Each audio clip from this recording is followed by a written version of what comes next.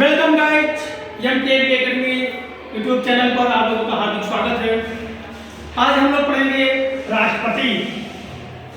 क्या पढ़ेंगे? आज हमारा टॉपिक होगा राष्ट्रपति।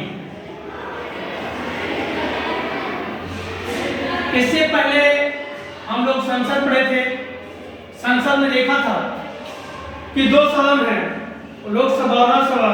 और अगर अंक की बात किया जाए तो संसद के 3 अंक थे, लोकसभा और राज्यसभा। तो लोकसभा में बारे में थोड़ा जाना था, थोड़ा राज्यसभा के बारे में जाना था। अब हम राष्ट्रपति के बारे में जानेंगे।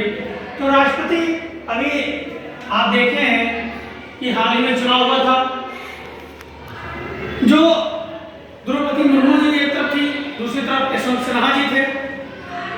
और दोनों लोग चुनाव अच्छे से लड़ा, जिसमें द्रौपदी मुर्मू जी विजयी हुई थी, जो एक आदिवासी महिला है, एक उड़ीसा के रहने वाली है। ऐसे जगह से आई थी जहां ये महिलाओं को कोई पढ़ाना उचित नहीं समझता था। उस जगह से हमारी राष्ट्रपति महोदय इस समय जो हैं वो चुनकर आई हुई हैं। महिलाओं के लिए बहुत संघर्ष किया, आदिवासियों के लिए बहुत संघर्ष किया उन्होंने, और वो आज राष्ट्रपति के रूप में कुर्सी पे बैठी हुई है। तो इसका चुनाव कैसे होता है, ये कैसे इनको आते हैं, तो हम सबसे पहले जाने कि राष्ट्रपति को चुनाव के लिए कुछ अर्हताएं होती है, योग्यताएं होती है। उस योग्यताओं को पूरा करना होता है। योग्यताएं क्या होती हैं? पहला होता है राष्ट्रपति के लिए कि वो भारत का नागरिक हो। पहला क्या होता है? वो भारत का नागरिक हो। दूसरे तो हम इसलिए लेंगे भारत का नागरिक हो। दूसरा, पागल या दिवालिया ना हो। इसके बाद तीसरा, उनका आयु 35 वर्ष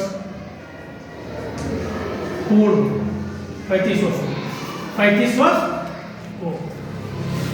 फिर तीसरा वो चौथा है 50 प्रस्तावक चाहिए,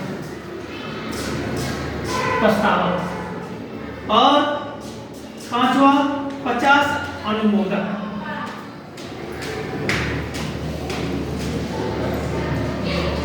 यानी राष्ट्रपति को चुनने के लिए, चुनाव के लिए क्या होना चाहिए कि सर्वप्रथम जो भी प्रत्याशी है राष्ट्रपति का, वो पहले क्या हो? भारत का नागरिक हो और पागल ना हो, दिवालिया ना हो। दिवालिया जानते ही हैं, जिनका घर कुर्की हो जाता है या जिन कर्जा ले लिया हो, कर्जा देने के लिए कुछ रह न गया हो। ठीक है, जैसे एक दो लोग हैं जो अभी हाल ही में गए थे, विजय माल्या, जब उदाहरण के तौर पर दे सकते हैं, तो ये दिवालिया ना हो। फिर आता है उनका आयु, जो भी प्रत्याशी हो उनका आयु 35 वर्ष हो। दूसरा 50 प्रस्ताव।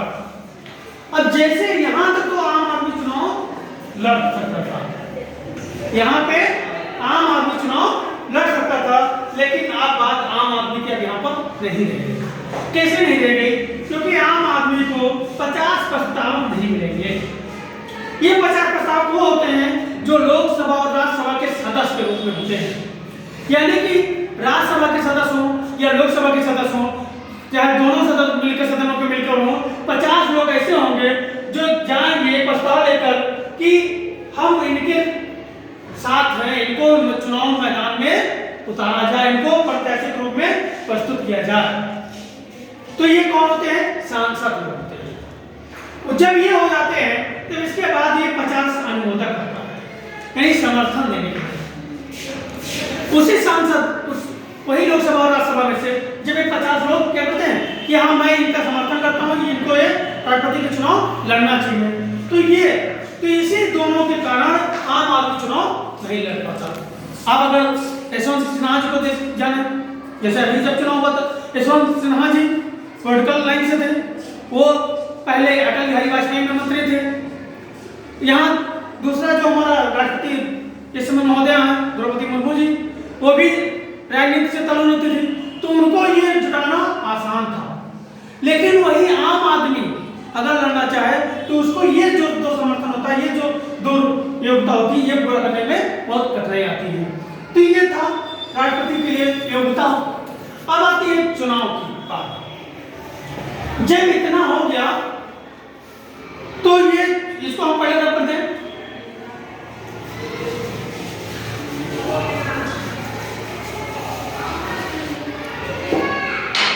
तो राष्ट्रपति का चुनाव अनुच्छेद 55 के अनुसार अनुपातिक प्रतिनिधित्व के तहत एकल संक्रमणीय पद्धति द्वारा राष्ट्रपति का चुनाव होता है। कैसे? अनुच्छेद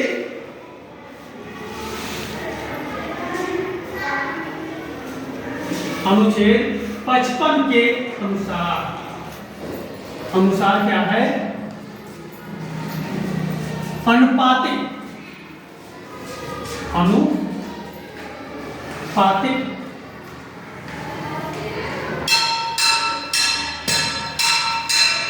प्रतिनिधित्व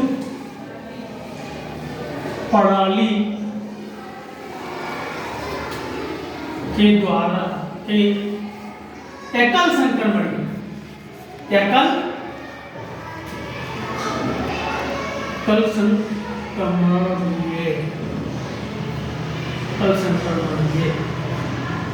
ये थोड़ा डिस्टर्ब है।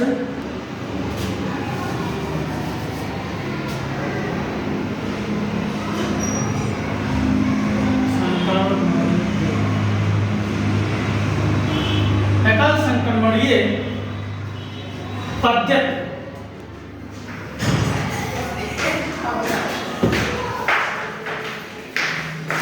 संक्रमणीय मध्य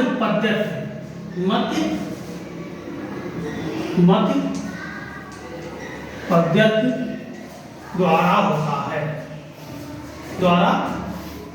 होता है। यानी राष्ट्रपति जी का चुनाव अनुच्छेद 55 के अनुसार अनुपातिक प्रतिनिधित्व प्रणाली के एकल संक्रमणीय मध्य पद्धति के द्वारा होता है। ठीक है, तो इस तरह समझना। अब इनके चुनाव में भाग कौन कौन लेता है? यानी राष्ट्रपति को अगर हमको चुनना है तो राष्ट्रपति को चुनने के लिए वोट कौन कौन डालता है, आइए इसको हम देखते हैं। तो ये था हमारा चुनाव। अब इसको बाद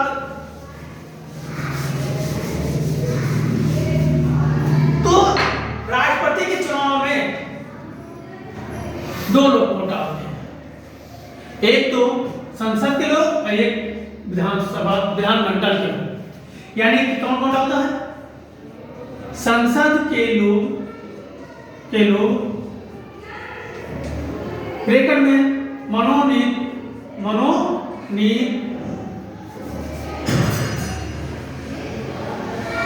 सदस्य को छोड़कर और विधानमंडल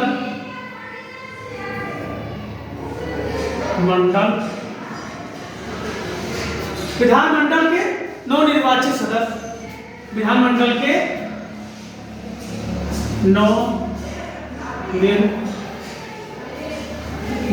निर्वाचित सदस्य यानी कि जितने भी राज्य हैं, सभी राज्यों के क्या होगा, नवनिर्वाचित जो सदस्य होंगे वो वोट डालते हैं। तो अभी कितने राज्य हैं? 28 राज्य। कितने राज्य हैं? 28 राज्य। और 28 राज्य के अगर हम विधायक को जोड़े, एमएलए को जोड़े, तो ये हमारा निकलता है 4033। कितने विधायक होते हैं 28 राज्य में? 4033। वहीं अगर संसद में करें तो ये संसदों की संख्या होती है, तो संसद के लोग मनोनीत करते हैं। इसमें एक चीज आप जान लीजिए, इधर कितने सांसद होते हैं जो वोट डालने वाले होते हैं? 786। ये इतने सदस्य होते हैं जो वोट डालते हैं। लेकिन एक शब्द मैंने पढ़ा कि वोट तो डालते हैं, लेकिन वोट हमारा गिनती नहीं होता, उसका अनुपातिक एक अनुपातिक में कन्वर्ट हो जाता है, यानी वैल्यू में हमारा कन्वर्ट हो जाता है। तो वैल्यू में कैसे कन्वर्ट होता है, अब हम इसको इधर पढ़े जान लेंगे। इसको कैसे करेंगे, एमएलए बराबर यानी विधायक बराबर उस राज्य की संख्या, मतलब जिस राज्य की हम गणना कर रहे हैं, राज्य का जनसंख्या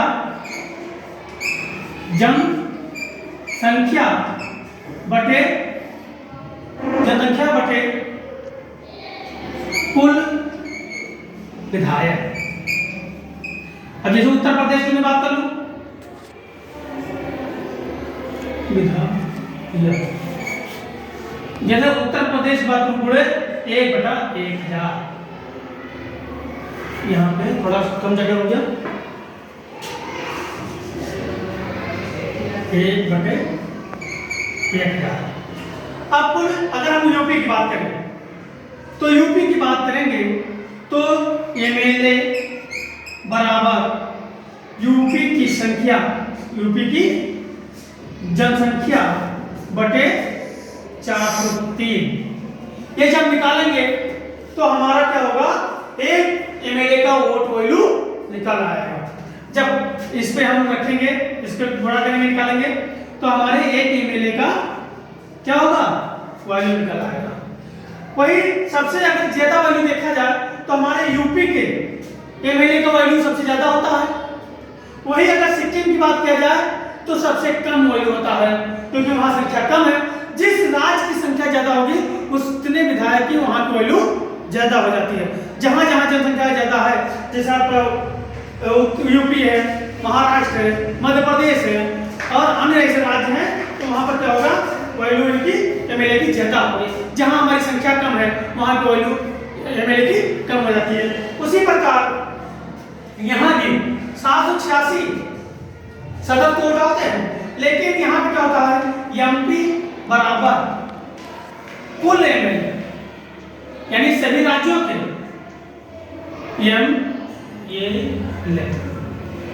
एमएलए गलत लिख रहे हैं, कुल एमएलए बटे कुल एमपी,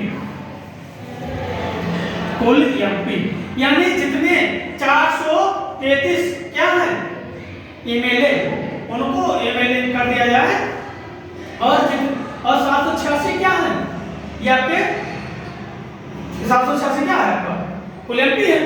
तो हम अगर इसको कर लेंगे एमपी बराबर, तो एमपी बराबर कुल एमएलए 4033 बटे 786, अगर हम इसको भाग देंगे तो हमारा एक सांसद का वैल्यू निकल आएगा, जो लगभग इधर कुल एमएलए की संख्या और इधर के लगभग बराबर आता है। तो ये तो हमारा था एकल मत प्रणाली द्वारा चुनाव। अब कैसे चुनाव में काउंटिंग कैसे मतगणना कैसे क्या करते हैं, इसको देख लेते हैं थोड़ा सा। यहाँ पे कुछ मिस्टेक हुआ है, क्योंकि कुल हमारे सांसद कितने हैं, 552 और 250, तो ये हो गया हमारा 802, जिसमें से 2 लोकसभा का और 12 राज्यसभा का मनोनीत होते हैं, तो 14 माइनस कर देंगे, तो ये हमारा 788 आएगा, ये 788 आएगा। इसको आप सही कर लीजिएगा, क्योंकि यहाँ पे थोड़ा सा मिस्टेक हुआ, यहाँ भी कर लीजिएगा, ठीक है। तो ये कर लीजिएगा, क्योंकि कुल हमारे सांसद कितने हैं लोकसभा में, 552 यहाँ कितने हैं, जिसमें 14 मनोनीत होते हैं, उनको निकाल के वही लोग मत देते हैं राष्ट्रपति। तो हम इसको फिर कर देते हैं,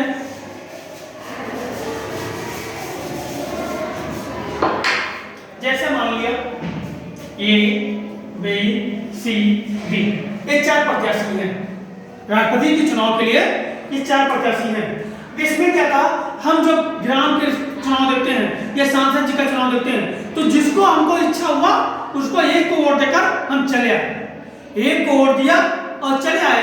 लेकिन इसमें क्या है, हमको जितने प्रत्याशी हैं सभी को समान अनुपाती वोट देना है, समान अनुपाती, यानी हम अपनी चॉइस के अनुसार, अपने इच्छा अनुसार, हम अपने पसंद के अनुसार मत देंगे, लेकिन देना सभी को है। तो कैसे, जैसे हम प्रधानी में जाते हैं ग्राम प्रधान का चुनाव के लिए, अगर हमको कोई चुनाव चिन्ह अच्छा लगा, उस पर मोहर लगाया और चले आए, प्रत्याशी कितने भी हैं नहीं मतलब। लेकिन यहाँ पे क्या, राष्ट्रपति के चुनाव में जितने प्रत्याशी हैं हमको सबसे मतलब है, सभी को मत देना है। तो कैसे करते हैं, जैसे कोई व्यक्ति आया तो देखा कि चारों प्रत्याशी में से कौन सबसे बढ़िया, देखा कि ये सबसे अच्छे हैं। एक के बाद हमारा दूसरे नंबर पे ये सही है, तीसरे नंबर पे ये सही है और चौथे नंबर पे ये सही है। फिर कोई अगला व्यक्ति आ गया, कहा नहीं हमको तो ये अच्छे लग रहे हैं पहले, फिर दूसरे नंबर पे ये तो अच्छे लगे, तीसरे पे अच्छे लगे और चौथे पे ये अच्छे लगे। ऐसे फिर दूसरा व्यक्ति आ गया, दूसरा कहा ये अच्छे लग रहे हैं इनको, वही इनको बता दिया कम है, यही इनको बता दिया ये और इनको ये कर दिया।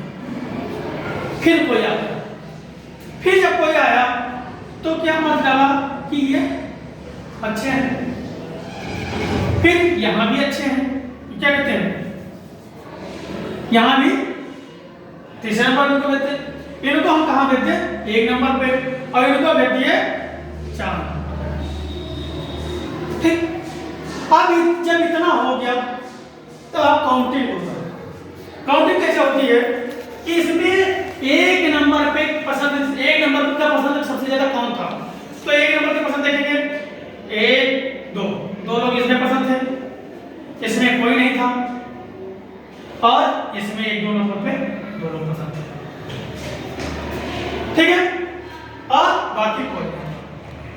अगर होता तो उसका वोट अगले में शामिल कर लिया जाता, वो हट जाता और उसका वोट अगले में शामिल कर लिया जाता। अब ये दोनों लोग बराबर आ गए। अब देखा जाएगा कि सबसे ज्यादा 2 किसको मिला, दूसरे नंबर पर पसंद किया गया, तो 2 नंबर पे एक ये पसंद किया गया, एक ये पसंद किया गया, तो ये हो गया। इसमें देखना एक चक बार में इधर, एक बार में इधर, कोई नहीं, क्योंकि ये पहले से खत्म हो गए थे, इसमें एक बार। तो कौन विजयी हुआ, ये विजयी हुआ, क्योंकि दूसरे राउंड में ये पहले चरण में समान हो गए थे, ड्रा हो गया था, तब दूसरे चरण में विजयी हुआ कौन, ये।